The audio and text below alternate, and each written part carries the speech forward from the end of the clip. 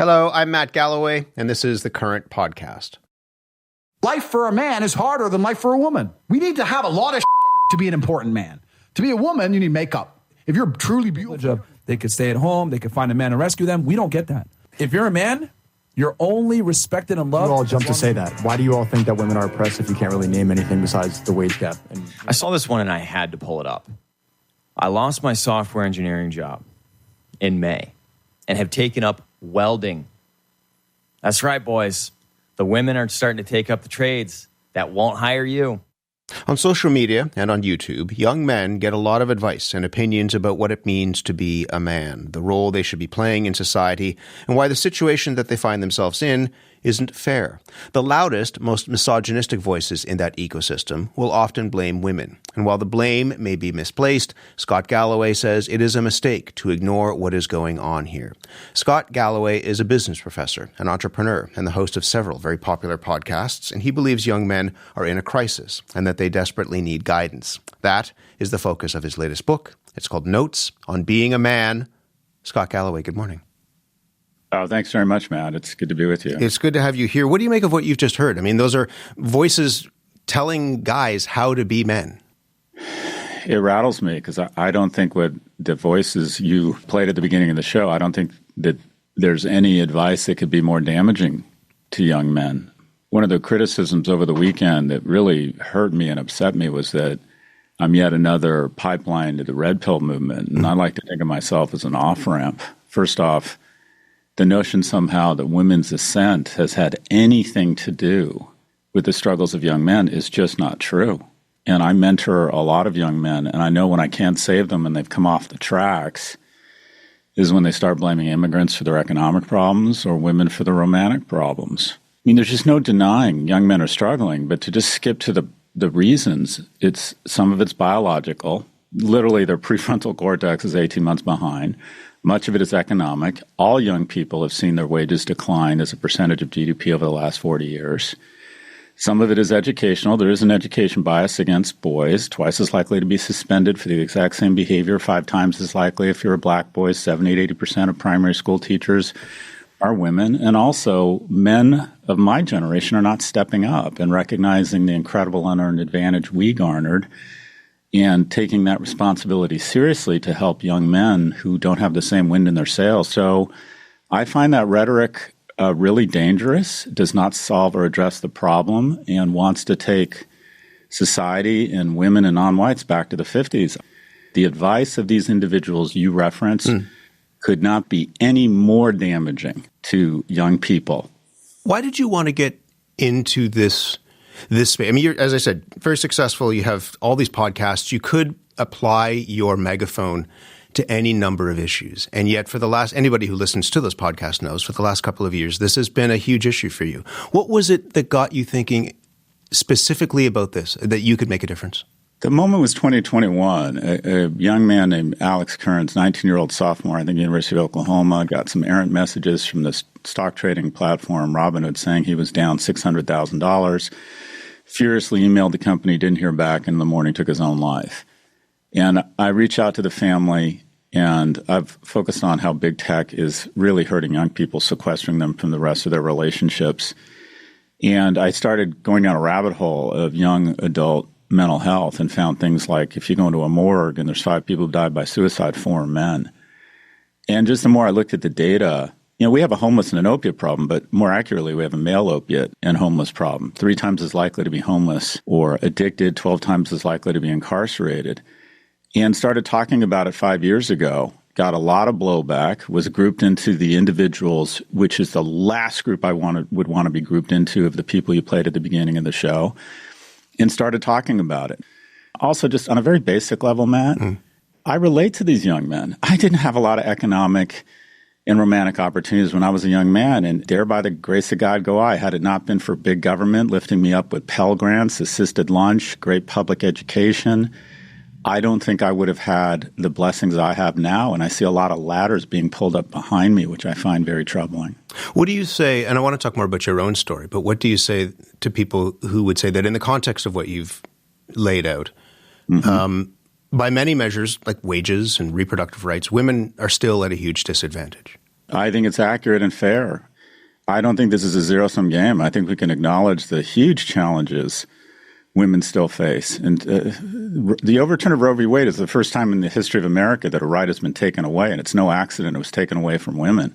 I don't even see it as an attack on women. I see it as an attack on poor women, because the people who are against bodily autonomy want to make sure they have a backdoor in case one of their loved ones has an unplanned pregnancy. So I see the attack on women's rights as especially mendacious, and I think a lot of young men also agree with that. Non-white, Latino, and Black households in America have an average net worth of $22,000. White families, $160,000. We could acknowledge there are still huge challenges facing women and non-white families, while also recognizing that young men are really struggling. We can walk and chew gum at the same time. Civil rights didn't hurt white people.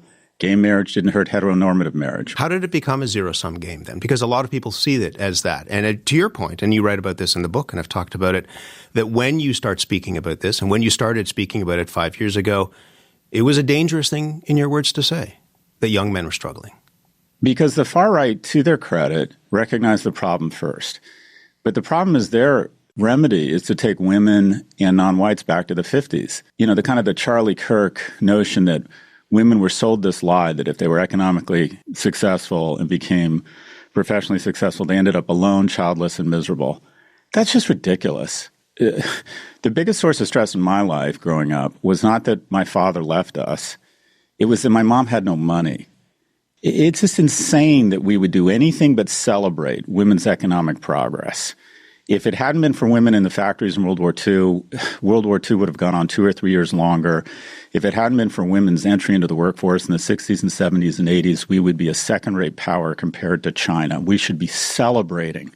Men should be the afterburner for our mothers and our sisters' progress. But when you start advocating for men, there was a natural gag reflex that, it's Andrew Tate with an MBA talking about how women should be home barefoot and pregnant and be sort of dominated and controlled so you can get your Bugatti and start trading Bitcoin.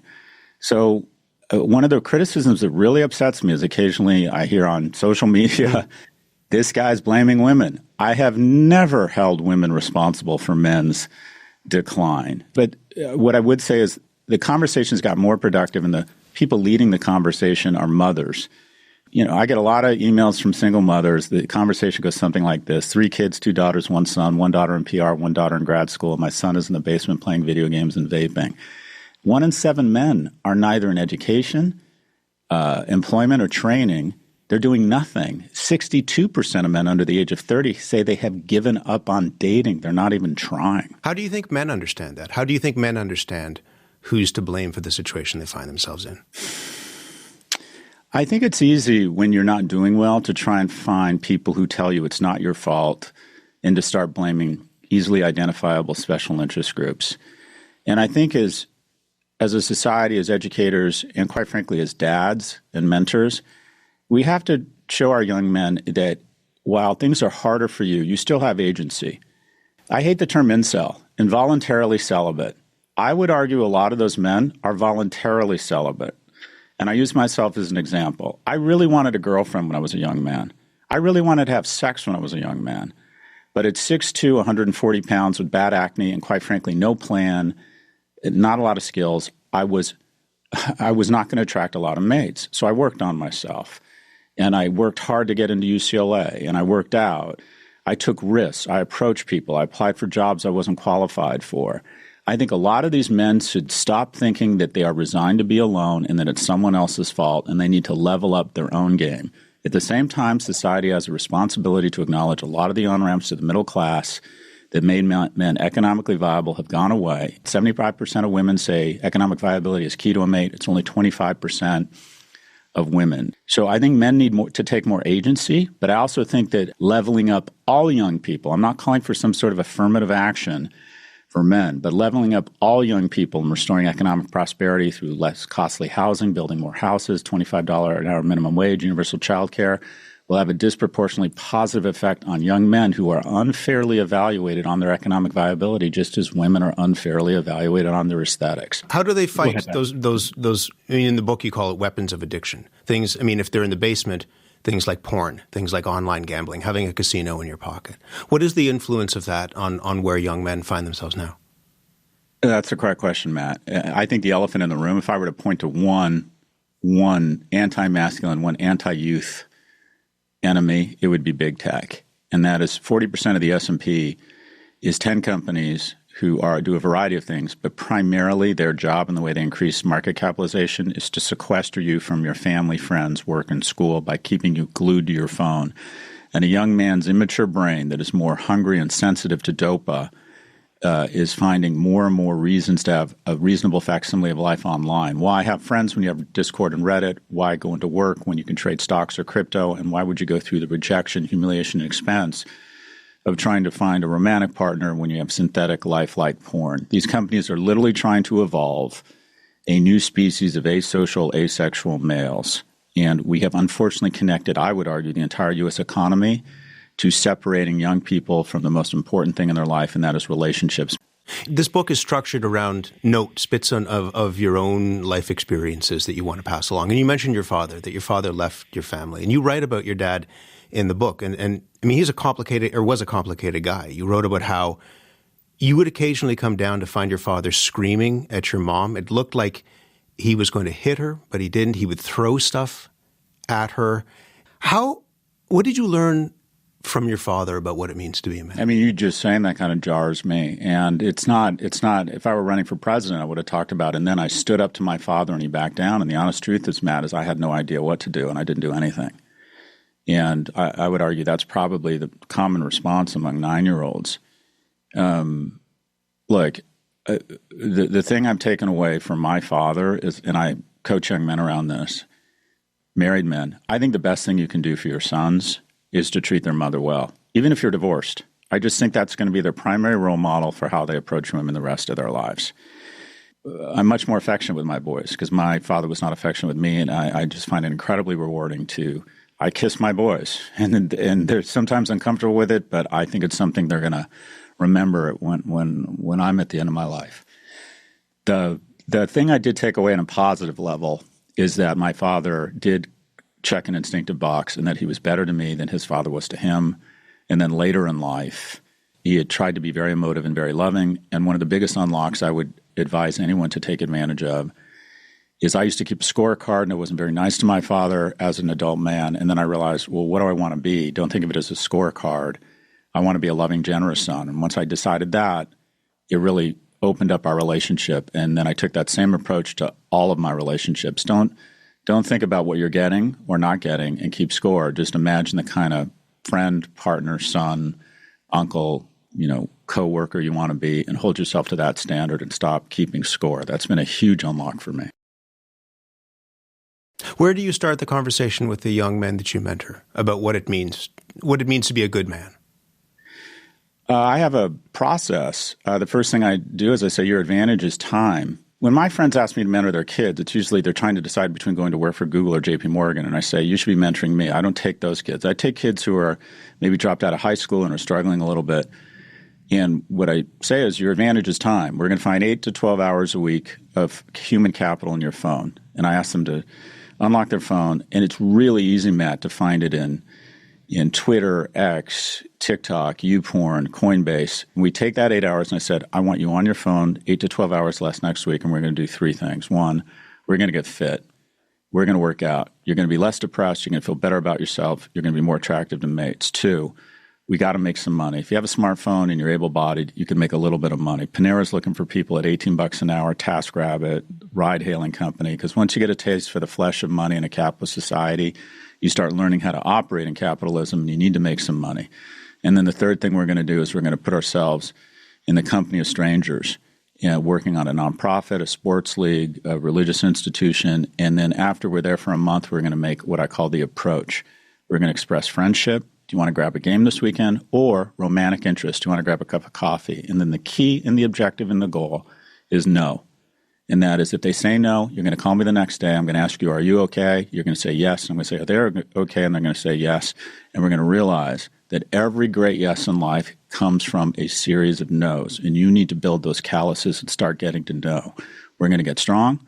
We're going to make some money. We're going to develop the most important competence for success in life, and that is the ability to endure rejection. What is that about, do you think? Like, what is that all at its heart? What is that really about? It's about recognizing that nothing wonderful is going to happen to you unless you take some risks, and that the only really meaningful, profound things in life happen offline. I struggle with depression and anger, so I wrote a book on happiness. And every study across ethnographies, geographies, cultures, income levels says the same thing. It's the number of deep and meaningful relationships you have. Your happiness, your success, your economic stability is going to be inversely correlated to the amount of time you spend on a screen. Get outdoors, touch grass. One of the things that you do is you boil, and you've hinted at this, but you boil what masculinity can be about down to being a provider, being a protector, and being a procreator. And the criticism that has come back to you, and I'm sure you've read this, is maybe one of the phrases that somebody uses, it reduces it down to caveman status in some ways. When you hear that, you get a smile on your face. How do you respond? I think there's some veracity or validity to that criticism. I think the criticism that hit me hard and hurt, which means there's some truth in it, is, Scott, capitalism has worked for you. Making money and finding friends and romantic partners has worked for you, but it can't be the sole purpose or mission. A lot of men need to work on themselves, and a lot of men aren't going to achieve those things. I think that's a valid criticism. I don't know if it's caveman. I would argue it's more capitalist. I just think men are going to be evaluated in our society based on their economic viability. I'd like to think we live in a world where character and kindness and service count more. They don't. That's not to say it's also not masculine to occasionally get out of the way and be more supportive of your partner. When I first moved to New York, my partner was working at Goldman. I was a professor. I tried to step up and provide more what I'll call emotional labor. But I think a young man should start out with the basic notion that he needs to be economically viable for a lot of reasons. Two, that prosperity immediately should default to protector. And this is where I think a lot of our male role models right now fall down. The people men will always look up to the world's richest man and the President of the United States because they won capitalism, the most powerful person in the world. And I feel where they really fail the masculinity test is they don't translate their prosperity and blessings into protection. They punch down. They conflate masculinity with coarseness and cruelty. I think a man's default operating system should be protection. Women should want to cross the street because there are men on the other side of the street. They should feel safe on the subway because there are men there. It's not just physical. If people are being critical of someone behind someone's back, your default operating system should be to protect that person. You may not think corporations need third bathrooms or that a 6'5" transgender woman should be able to compete at a women's NCAA meet. But if you see a community being demonized, your default mechanism as a man, your default operating system should be one to protection. And then procreation. I think young men's desire for romantic and sexual relationships is healthy. And for the most part, it turns them into better men. They smell better, they shower, they dress better, they work out, they have a plan. You need to develop persistence. You need to be interesting, more well-read. I think the desire to have relationships and sex, quite frankly, if channeled in the right way, makes men better men. While there's overlap with great feminine qualities, I think a decent, as I've been thinking about it, I'm kind of in some way saying a lot of these attributes just make you more human, be a better human. But I think a lot of young men relate to the notion of masculinity when it's framed in an aspirational framework. And you're comfortable in it being, not even the caveman piece, but that it's characterized by some people as being old-fashioned? Yeah, I think there's some wonderful things about the traditional notion of a man, also recognizing that doesn't necessarily mean women need to go back to the 50s. I think the greatest combination of happiness or alchemy of happiness in households is a mix of masculine and feminine energy. Does it mean that masculinity is sequestered to be people born as men? No, of course not. My closest friends, Matt, my closest male friends are actually more feminine in nature. I like men who, quote unquote, nurture and take care of me. But there's no reason, just as we celebrate femininity, that we can't celebrate masculinity. The 95% of us born as binary, I think, have an easier time leaning into certain attributes of masculinity or femininity. And when they're framed in a positive aspirational way that doesn't take away from the rights or the dignity or the grace we offer the non-binary community, much less women, that it can be a fantastic source of strength. And the far right conflates masculinity with coarseness and cruelty, but the far left suggests that men just act more like women, or that if they were only more in touch with themselves, or that they don't have problems, they are the problem. There's got to be a middle ground. Have you gotten into spaces to talk about this that maybe square more with what we heard at the beginning of the conversation? I mean, being on public radio in Canada is one thing. Have you gone on Joe Rogan, for example, to talk about this? No, Joe hasn't invited me. What do you think that conversation would be like? Do you think you'd be welcome there? Oh, yeah. I find that Joe, and let me be clear, I mean, it's a little bit strange. I pulled all my stuff off of Spotify because I thought they were being reckless about COVID misinformation. So I'm not one with Spotify and Joe. But I've been on a lot of conservative podcasts. They do embrace a lot of this. We have arguments over the mechanisms and whether or not the over-wokeification has resulted in the problem. And I can see some of their point, but not. It makes for, I think, a productive dialogue. Do you think they're listening? I mean, again, it's not just conservative, but in those spaces where those conversations around masculinity are about Mark Zuckerberg on Rogan talking about we need more masculine energy in a boardroom, whatever that means. Do you think they're listening to what you're saying? I like to think it's having an impact. In the manosphere, you know, I'll go on pretty much anyone's podcast and have a civil conversation and we can push back on each other. I think if you want to be part of the resistance, you have to go behind enemy lines and you have to talk about this stuff and understand, quote unquote, the other side. There's got to be some form of masculinity that is somewhere in the middle that says, all right, boys need more exercise and are more rambunctious. And when you tell kids to sit still, be organized, be a pleaser, raise their hand, that you're just describing a girl and that our K through 12 educational system with 70 to 80% female teachers might be biased against boys. I have to let you go, but let me ask you just, I mean, one of the things is about emotion and growing emotionally. You write in the book that you cry all the time. I find my kids will mock me because I get weepy at the strangest things now that I get older. Talk a little bit about crying and being emotional, being visibly emotional, and what that says to you about the kind of man that you're trying to model. Yeah, it's not intentional. I didn't cry from the age of 29 to 44. I didn't cry when my business went out of business, when my mom died, when I got divorced. And now I cry a lot. I'm like you. I can't get through an episode of Modern Family without tearing up. And what I would advise any young man or any young person, or anyone for that matter, is that as you get to our age, time goes way too fast. And one way to slow time down and inform your life is to lean into your emotions. When you think something's funny, laugh out loud. When you're inspired by a piece of creative work, stop and think, why does this inspire me so much? And when you find something sad, lean into your emotions or moving and let yourself be emotional. It informs your life. It feels really good. And generally speaking, Matt, when I'm out with a group of guys and someone's talking about something and it makes me emotional and they see me getting emotional, I swear to you, all these masters of the universe surrounding the table look at me first in kind of surprise, and then I know they're jealous. They look at me and think, I'll take a 6-pack of that to go. And your kids who see you weeping are going to remember that about you. And what they're going to remember is that your father felt something, that your father cared about something, that your father was moved by things, and it's going to help them be more in touch with their emotions. Last thing before I let you go, what do you hope things are like when your sons are raising sons or daughters of their own? I just hope we have more empathy. What I would hope for, unfortunately, I think a lot of this is tied to economics. I think there's been a war on poor people and a war on kids. We just continue to transfer more and more economic opportunity to seniors, older people in capitalist societies to figure out a way to vote themselves more money. So it feels like my generation has not done what past generations have done and made forward-leaning investments in terms of investing in technology and education and just having more empathy for people who come from unusual backgrounds. And all I wish for my children is that they have the most rewarding thing in life, and that is a series of very deep and meaningful relationships. If I could give young men or anyone anything, I would say I just hope that you have a lot of angst and grief in your life, because those are the receipts for love and relationships. Scott Galloway, thank you very much. It's a pleasure to talk to you.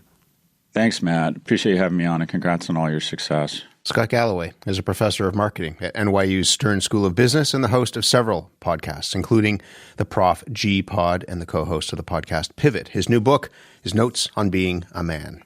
You've been listening to The Current Podcast. My name is Matt Galloway. Thanks for listening. I'll talk to you soon.